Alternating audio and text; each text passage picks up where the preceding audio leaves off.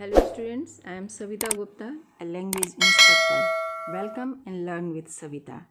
आज हम फिर शुरू करने जा रहे हैं English book flamingo class 12th का second chapter the lost spring का सेकेंड पार्ट।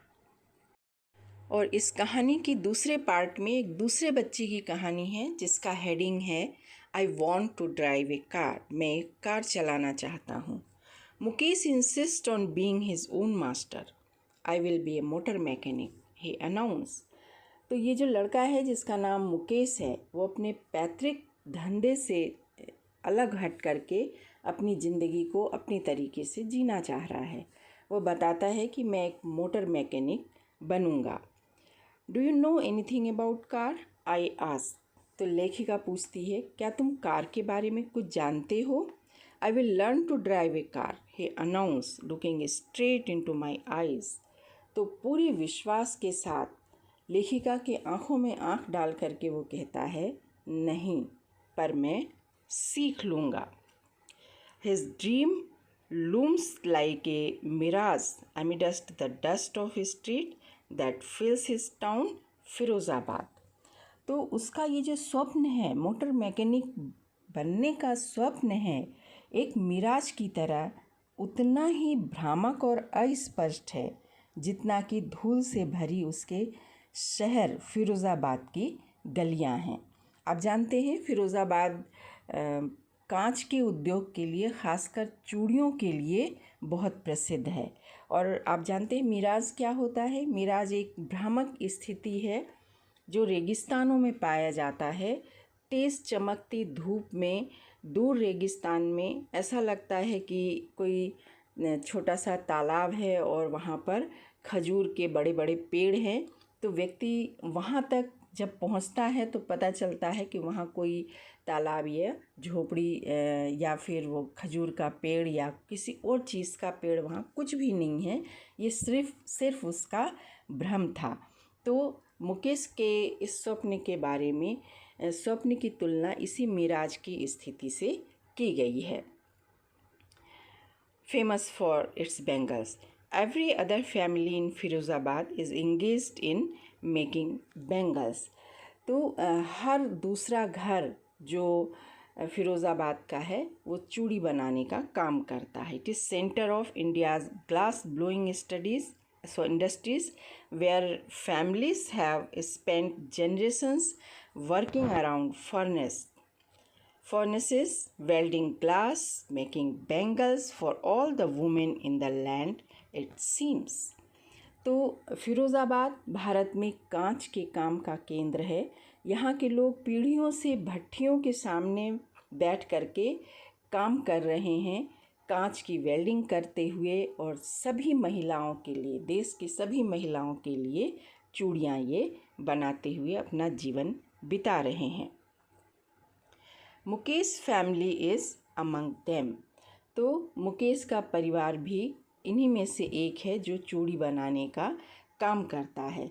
तो यहाँ पर मुकेश भी चूड़ी बनाने का काम करता है। मुकेश एक छोटा बच्चा है। तो यहाँ इस पैराग्राफ में बाल श्रम को दिखाया गया है।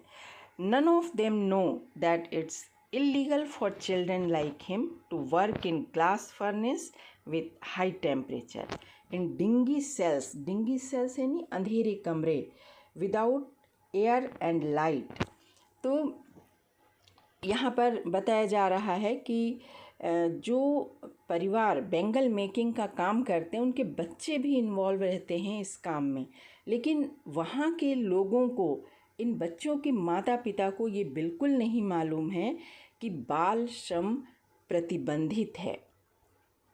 तो इस तरह से किसी को भी ये पता नहीं है कि मुकेश जैसे छोटे बच्चे जो इतने हाई टेम्परेचर में काम करते हैं, ये हाई टेम्परेचर में और एक ऐसे अंधेरे कमरे में काम करते हैं जिसमें हवा और रोशनी बहुत कम होती है। तो ये काम करना इल्लीगल है, यानी कि बाल श्रम प्रतिबंधित है। वहाँ के लोगों को बिल्कुल भी नहीं मालूम है। That the law if enforced could get him and all those 20,000 children out of the hot furnaces where they slog their daylight hours, often losing the brightness of their eyes. अगर ये बाल श्रम का जो कानून है इसको सख्ती से लागू कर दिया जाए तो मुकेश जैसे 20,000 बच्चों को तपती भट्ठी के सामने काम करने से छुटकारा मिल जाएगा, जहां वे अपने दिन का अधिकतर हिस्सा मेहनत करते हुए गुजारते हैं और अक्सर तेज़ गर्मी और चमक में काम करते हुए धीरे धीरे उनके खुद के आँखों की चमक कम हो जाती है, यानी वो धीरे धीरे अंधे होने लगते हैं.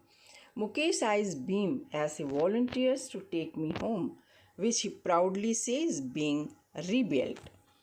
मुकेश की आंखों में काफ़ी चमक आ जाती है जब वो लेखिका से बोलता है कि आप हमारे घर चलिए, और बड़े गर्व से बताता है कि उसका घर फिर से नया बन रहा है. We walk down stinking lanes choked with garbage. तो लेखिका सीमापुरी जाती है. वहाँ पर क्या देखती है कि मुकेश के घर तक जाने के लिए कचरे से चोक हुए बदबूदार गलियों से होकर उसे गुजरना पड़ता है. Then past homes that remain hovel with crumbling walls, wobbly doors, no windows. तो ऐसे ऐसे झुग्गी झोंपड़ियों के पास से होकर के वो गुजरें जिनके दीवार बिल्कुल टूटे हुए थे, दरवाजे झूल रहे थे और उनमें खिड़की भी नहीं थी. Crowded with families of humans and animals coexisting in primeval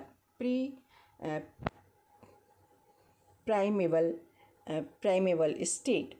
तो वो ऐसे मकानों के सामने से होकर के गुजरे जिसमें परिवार के ढेर सारे लोग जानवरों के साथ रह रहे थे.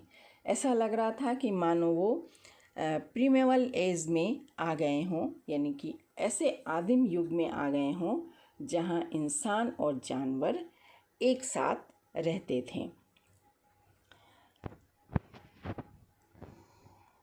He stopped at the door of one such house, bangs a wobbly iron door with his foot. तो मुकेश ऐसे ही एक घर के सामने रुकता है और लोहे की दरवाजे को पैर से मार करके खोलता है. We enter a half-built shack.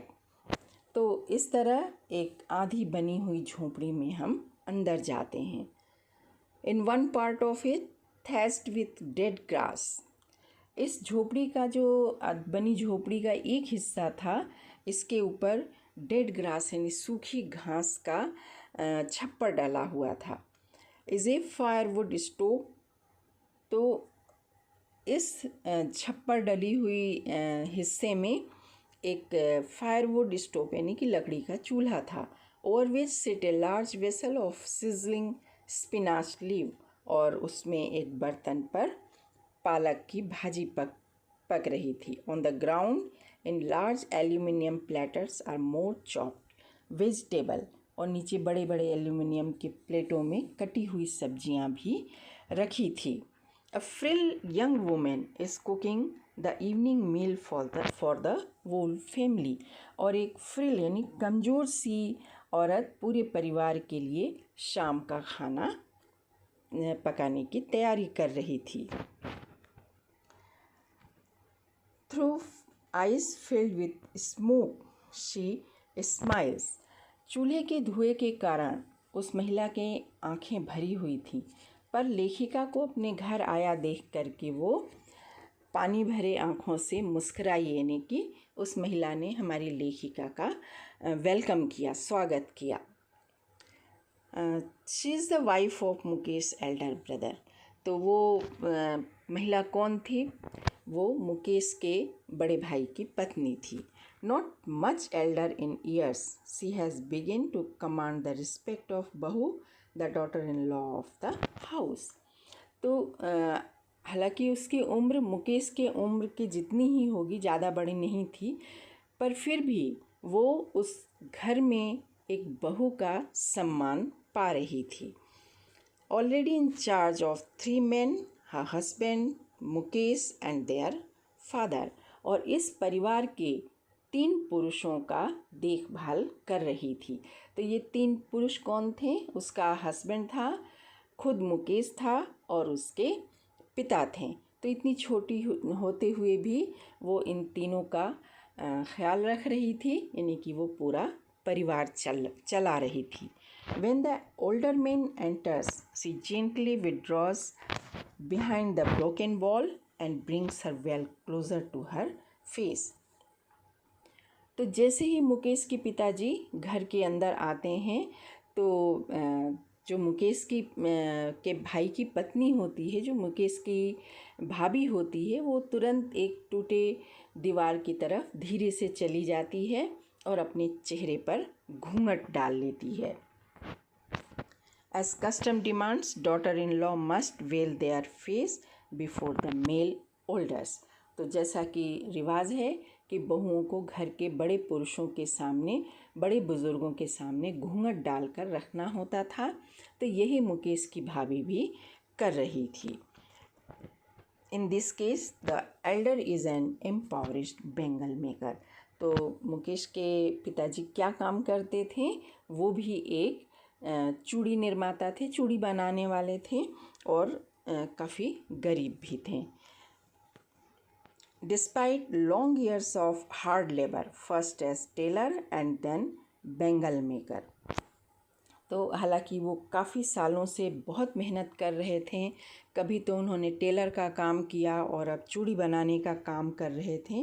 He has failed to renovate a house, sent his 2 sons to school, लेकिन फिर भी इतनी मेहनत के बावजूद भी वो अपना घर फिर से नया नहीं बना सके और ना अपने दोनों बच्चों को स्कूल भेज सके। All he has managed to do is teach them what he knows, the art of making bangles. तो जो कुछ भी वो कर सकते थे अपने बच्चों को, वो वही सिखा पाए इनको जो वो खुद जानते थे, चूड़ी बनाने की कला। और कुछ नहीं कर पाए क्योंकि उन्हें और कुछ आता भी नहीं था। It is his karma, his destiny, says Mukesh's grandmother, who has watched his own husband go blind with the dust from polishing the glass of Bengal. तो मुकेश की दादी कहती थी कि ये तो इनके कर्म है, यही इनका भाग्य है। तो उनकी दादी, जिन्होंने अपने पति को चूड़ियों की पॉलिश से निकलने वाले धूल के कारण अंधा होते हुए अपने पति को देखा था। Can a God-given lineage ever be broken? She implies. और फिर उसकी दादी कहती हैं, उनका कहना है कि यही हमारी किस्मत है, यही हमारे लिए भगवान के द्वारा बनाया गया काम है। तो क्या भगवान के दिए काम से कोई बच सकता है? कभी नहीं बच सकता है, यही हमारी किस्मत है। Born in the caste of Bengal maker, they have seen nothing but bangles in the house, in the yard, in the every other house, every other yard, every street in Firozabad. तो चूँकि वो चूड़ी बनाने वाले थे, वो उन्होंने ऐसे परिवार में जन्म लिया था जो मनिहार थे। मनिहार यानी बाई कास्ट चूड़ी वाले। तो इन्होंने अपने जीवन में चूड़ी के अलावा कुछ नहीं देखा था। अपने घर में, घर के पीछे खुले मैदान में चूड़ियों के ढेर रहते थे। दूसरों के घर में, दूसरों के घरों के पीछे के खुले मैदान में, और फिरोज़ाबाद के हर गली में, यानी कि जब से ये पैदा हुए थे इन्होंने सिर्फ चूड़ियाँ ही देखा था और कुछ दूसरा तो ये सोच भी नहीं सकते थे। Bangles, sunny gold, paddy green, royal blue, pink, purple, every colour born out of the 7 colour of rainbow. तो हर रंग की चूड़ियाँ होती थी, सनी गोल्ड कलर की, पैडी ग्रीन कलर की, रॉयल ब्लू कलर की, पिंक, पर्पल, हर वो कलर जो रेनबो में पाया जाता है, उस कलर की चूड़ियाँ जो थी वो लड़ियों में पिरो करके, स्पाइरल यानी कि लड़ियों में पिरो करके रखी रहती थी। लाई इन माउंट्स इन अनकेप्ट यार्ड, और कैसे रखी रहती थी? खुले मैदान में अव्यवस्थित रूप से पड़ी रहती थी। Are piled on 4 wheel hand cart, बाद में इन्हें 4 व्हील हैंड कार्ट यानी ठेले के ऊपर जमा दिया जाता था। Pushed by young man along the narrow lanes of shanty town, और फिर जो युवा लोग थे वो इनको क्या करते थे? ठेले को ढकेल करके गरीबों के बस्ती के सकरे घरों में पहुंचाते थे। तो अभी तक जो चूड़ियाँ बनी थी वो गोल स्ट्रक्चर, गोल शेप की बनी थी, इनके सिरे अभी जुड़े नहीं थे। तो इनके इस सिरे को जोड़ने के लिए इन घरों में इन चूड़ियों को पहुंचा दिया जाता था। And in the dark hutments, next to lines of lamps of flickering oil lamps, sit boys and girls with their father and mother welding pieces of colored glass into circle of bangles.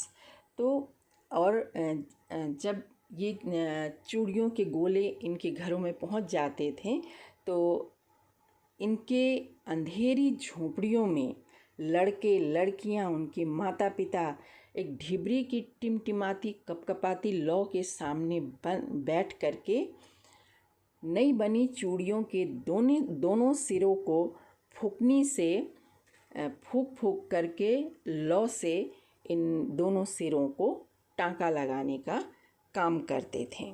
That is why they often their eyes are more adjusted to dark than the light outside. तो धीरे धीरे क्या होता है कि इनकी आँखें बाहर के उजाले के अपेक्षा अंधेरों की ज़्यादा अभ्यस्त हो जाती हैं। That is why they often end up losing their eye sight before they become adult.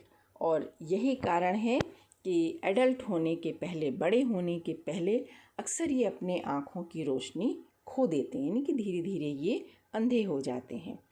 Savita, young girl in A drape pink dress, sits along with an elderly woman holding pieces of glass. तो सविता नाम की एक young लड़की जो बुज़ुर्ग महिला के बगल में बैठी थी और कांच के पीसेस को, चूड़ी के दोनों सिरों को जोड़ने का काम कर रही थी। As her hands move mechanically like the tongue of machine, और इस लड़की का हाथ मशीन की तरह बहुत तेज़ी से चल रहा था। I wonder if she knew the sanctity of the bangles she helps me. लेखिका कहती है कि मैं सोच रही थी कि जिन चूड़ियों को ये बना रही है, क्या वो जानती भी है कि लाइफ में इन चूड़ियों की वैल्यू क्या है? It symbolizes an Indian woman's सुहाग, auspiciousness in marriage. क्योंकि ये चूड़ियाँ भारतीय स्त्रियों के सुहाग का प्रतीक हैं और शादी ब्याह के शुभ अवसर के मौके पर इनको पहनना बहुत ही अच्छा माना जाता है। It will dawn on her suddenly one day when her head is draped with red veil, her hands dyed red with henna, and red bangles rolled in onto her wrist.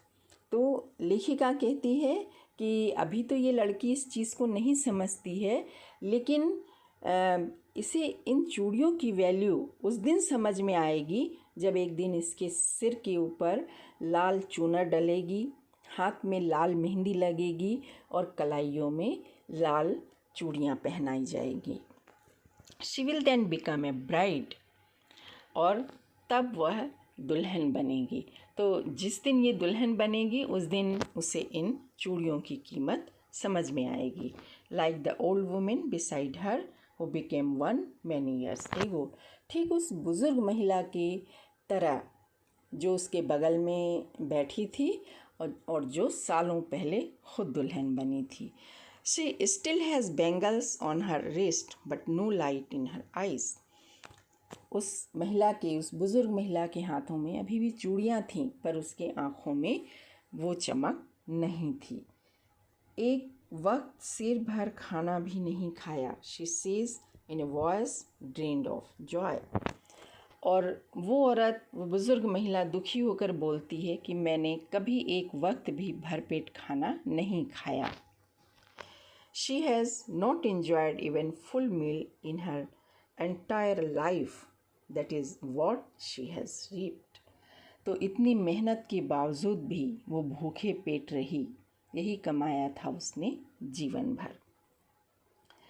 Her husband, an old man with a flowing beard, says, I know nothing except bangles. उसका पति, जो लहराती दाढ़ी वाला एक वृद्ध व्यक्ति था, वो बोला, मैं इन चूड़ियों को बनाने के अलावा कुछ नहीं जानता हूँ। All I have done is make a house for the family to live in. और जो कुछ भी मैं कर सका हूँ वो ये कि मैंने परिवार के लिए एक मकान बना दिया है ताकि मेरा परिवार उसमें रह सके। तो आप देख सकते हैं कि इनके लिए एक मकान बनाना भी कितना मुश्किल काम है। Hearing him, one wonder if he has achieved what many had failed in their lifetime. He has a roof over his head. तो उसकी बात सुन कर के आप समझ सकते हैं, और उसकी बात सुन कर के लेखिका को ऐसा लगा कि चलो, इस व्यक्ति ने अपने जीवन में कुछ तो ऐसा किया जिसे करने में अधिकतर लोग असफल हो जाते हैं। कम से कम उसके सिर पर एक छत तो है, रहने के लिए एक घर तो है। The cry of not having money to do anything except carry on the business of making bangles, not even enough to eat, rings in every home. हर घर की एक ही कहानी है, न तो उनके पास खाने के लिए पर्याप्त भोजन है और न ही इतना पैसा कि चूड़ी निर्माण के अलावा कुछ और करने की ये सोच सके। The young man echo the lament of their elders. तो आज की नौजवान पीढ़ी वही शिकायत कर रही है, वही सब कुछ कह रही है जो वर्षों पहले इनके माता पिता अपने बड़ों से कहा करते थे। It seems in Firozabad, little has moved with time. It seems in Firozabad. ऐसा लगता है कि वर्षों बीत जाने के बाद भी फिरोज़ाबाद में कुछ भी बदलाव नहीं आया है। Years of mind-numbing toil have killed all initiative and the ability to dream. दिमाग को कुंद कर देने वाले श्रम ने इनके अंदर से कुछ नया पहल करने की इच्छा या कोई नया स्वप्न देखने की इच्छा को ही मार दिया है। Why not organize yourself into the cooperative? I ask a group of young men who have fallen into the vicious circle of middlemen who trapped their fathers and forefathers. आप लोग कोऑपरेटिव यानी कि सहकारी संस्था क्यों नहीं बनाते जिनसे आप लोगों की मदद हो सके? लेखिका ने उन बिचौलियों के क्रूर चंगुल में फंसे उन नौजवानों से पूछा जिनके पिता और दादा भी इन्हीं बिचौलियों के जाल में फंसे थे। ठीक है, तो ये बिचौलिए क्या होते हैं और क्या करते हैं? तो होता ये है कि चूड़ी वाले इतनी मेहनत से चूड़ियाँ बनाते हैं और उनकी चूड़ियों को ये बहुत कम कीमत में इनसे ख़रीद लेते हैं। नतीजा ये होता है कि उन्हें अपने श्रम का बहुत कम पैसा मिल पाता है। फिर उसी सामान को ये बिचौलिए महंगी कीमत में बाज़ार में, खुले बाज़ार में बेच करके खूब मुनाफा कमाते हैं। तो इसीलिए लेखिका ने इन नौजवानों को सहकारी संस्था बनाने की सलाह दी ताकि वो अपना सामान सीधे बाज़ार में बेच सकें और अपनी मेहनत का पूरा पैसा पा सकें। Even if we get organized, we are the one who will hauled up by the police, beaten and dragged into jail for doing something illegal, they say. तो उन्होंने बताया, जब लेखिका ने उनको सलाह दिया तो उन नौजवानों ने लेखिका को बताया कि अगर हम कोऑपरेटिव बना भी लेते हैं तो पुलिस हमको छोड़ेगी नहीं, वो कुछ न कुछ इल्लीगल करने का आरोप में हमें फंसा देगी और हमें ही मारेगी और ले जाके सीधे जेल में बंद कर देगी. There is no leader among them, no one who could help them see things differently. तो लेखिका ने ये मार्क किया कि ये लोग बहुत ही हताश हो चुके हैं. इनके बीच ऐसा कोई नहीं है जिसमें कुछ अलग सोचने की क्षमता हो और जो उनका नेतृत्व कर सके. Their father are as tired as they are. इनके पिता उतने ही हताश हो चुके थे जितने कि ये नौजवान हैं.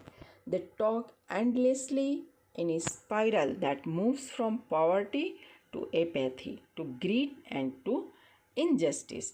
तो जब ये बात भी करते हैं तो इनकी बातें गरीबी, एपैथी यानी उदासीनता, ग्रीड यानी लालच, इनजस्टिस यानी अन्याय, इन्हीं 4 चीज़ों के इर्द गिर्द घूमती रहती हैं, पर कोई भी कुछ नया करने का प्रयास नहीं करता है. Listening to them, I see 2 distinct words. तो इन लोगों की सारी परिस्थितियों का विश्लेषण करने के बाद लेखिका कहती है कि मुझे स्पष्ट रूप से 2 तरह के संसार यहाँ पर देखने को मिल रहे हैं. One of the family caught in the web of poverty, burdened by the stigma of caste in which they are born. तो पहला वो परिवार जो गरीबी के जाल में फंसा हुआ है और जिस कास्ट में इन्होंने जन्म लिया है उसके कलंक को भी ये ढो रहे हैं. यानी उस कास्ट के भले और बुरे दोनों तरह के ट्रेडिशंस को, परंपरा को आगे बढ़ाने के लिए ये मजबूर हैं. तो इन्होंने बेंगल मेकर के कास्ट में जन्म लिया है जिससे निकलने की ये सोच भी नहीं पा रहे हैं. The other, a vicious circle of sahukars, the middlemen, the policemen, the keeper of laws, the bureaucrats and the politicians. ठीक है. और जो दूसरा संसार है वो साहूकारों का, बिचौलियों का, पुलिस वालों का, कानून के रखवालों और अधिकारियों का है. तो ये सभी मिल कर के एक दूसरा संसार भी बनाते, इसमें राजनीतिज्ञ भी हैं. Then together they have imposed the baggage on the child and he cannot put down. और ये दोनों संसार, परिवार और बिचौलिए, ये दोनों मिलकर एक बच्चे के कंधे पर ऐसा बोझ डाल देते हैं जिसे वो कभी उतार नहीं पाता है. वो जीवन भर सिर्फ इसे ढोता ही रहता है. Before he is aware, he accepts it as naturally as his father. और इसके पहले कि वो कुछ सोचने समझने के लायक हो पाए, थोड़ा सा वो ग्रोन अप हो पाए, वो अपनी इस नियति को परिस्थितियों में फंस करके ऐसे ही स्वाभाविक रूप से स्वीकार कर लेता है जैसे कि उसके पिता ने कर लिया था. To do anything else would mean to dare and daring is not part of his growing up. तो इन सब से हट करके कुछ नया करने के लिए हिम्मत चाहिए.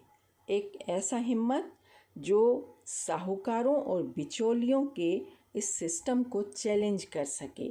लेकिन उम्र के बड़े होने के दौर में उनमें हिम्मत तो कहीं से कहीं भी नहीं थी.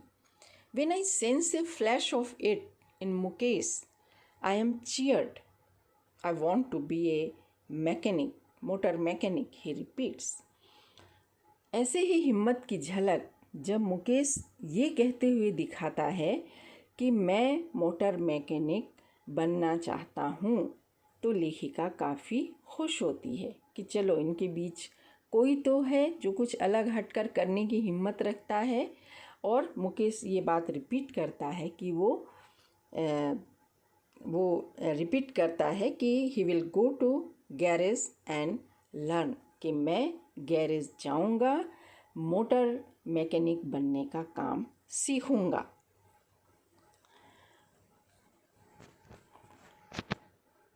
he repeats. Then, I am cheered, want to make a motor mechanic, he repeats. He will go to garage and learn, but the garage is long way from his home. I will walk, he insists. तब लेखिका कहती है कि लेकिन भाई garage तो तुम्हारे घर से काफ़ी दूर है। तो वो इंसिस्ट करता है, ज़िद पर अड़ा हुआ है। तो क्या हुआ, मैं पैदल चल करके जाऊंगा। Do you also dream of flying plane? He is suddenly silent. No, he says staring at the ground.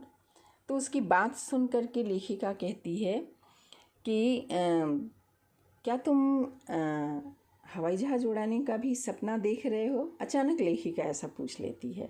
तो ये सुन करके मुकेश साइलेंट हो जाता है और नीचे देखते हुए धीरे से कहता है, नहीं। In his small murmur there is an embarrassment that has not yet turned into regret. तो धीरे से जो बड़बड़ा करके वो बोल रहा है उसमें थोड़ा सा झेंपने का भाव है, पर उसे इस बात का कोई अफसोस नहीं है। He is content to dream of cars that he see hurtling down the street in his town. तो अपने टाउन की गलियों में, अपने शहर की गलियों में, फ़िरोज़ाबाद की गलियों में फर्राटे से चलने वाली उसके सपनों के कारों को देखकर ही वो संतुष्ट था। Few aeroplanes fly over Firozabad, जबकि फ़िरोज़ाबाद के ऊपर से होकर बहुत ही कम और शायद कभी कभी ही कोई एरोप्लेन गुजरता था। इसलिए शायद इन्हें एरोप्लेन के बारे में ज़्यादा कुछ मालूम नहीं था। तो ये है द लॉस्ट स्प्रिंग का सेकंड पार्ट की स्टोरी। और स्टोरी के इन दोनों हिस्सों के किरदार अपनी अपनी परिस्थितियों से जूझते हुए आगे बढ़ने का रास्ता तलाश करते हैं। एक पात्र साफ सुथरे काम के एवज़ में अपनी आज़ादी खोकर दुखी है, तो दूसरा पात्र अपनी आज़ादी को बनाए रखने के लिए अपने इर्द गिर्द सिस्टम के जाल को तोड़ करके कुछ नया करने का प्रयास करता है। So student, this is all about this story. I hope you like it. So subscribe the channel and share it.